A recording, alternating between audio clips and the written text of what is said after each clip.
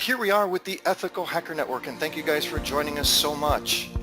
I'm actually very excited to do this edition of EHNet Live because when most people think of selling bugs, they actually have visions of the underground hacking scene populated by nefarious characters using their days for illegal activity.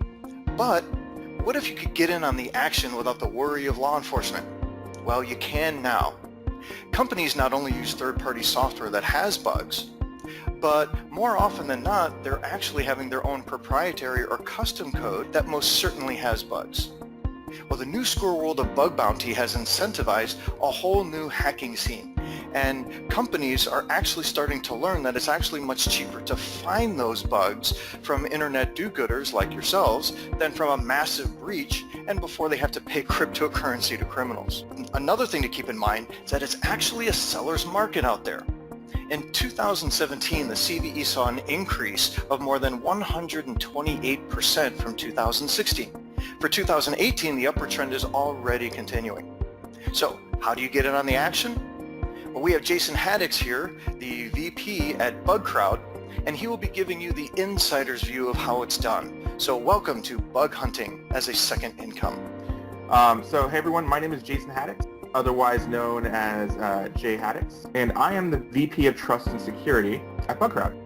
So a bit of a history of bug bounty programs, or one of the first ones of notoriety was way back in the day in 1990. And a lot of the more forward-facing, mature companies have started to offer rewards for researchers who want to get into this idea of finding security vulnerabilities on their sites. And so that's what we're going to be talking about today, and how you can get started in this area and use bug hunting to make basically a second income.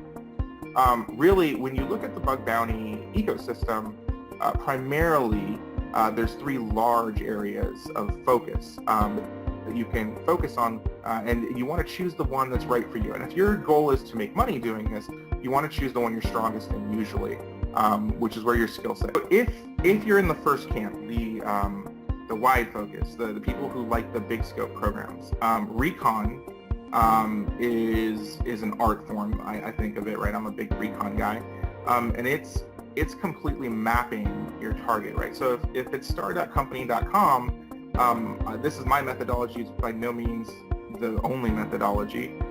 To get the best bang for your buck, you want to focus on vulnerability classes that pay out the best. And so BugCrowd has what's called a vulnerability rating taxonomy, but a lot of places have this lattice of, as well, if they're self-hosted or any other platform, they have a lattice of bugs that usually pay out the best, and just say, okay, this is definitely what BugCrowd cares about, and so by extension, the people who are hosted on BugCrowd really want to see these types of bugs, and they'll get the highest payout. So don't focus on the low priority bugs unless you're really good at those, or you can chain them with other low priority bugs to get a high impact.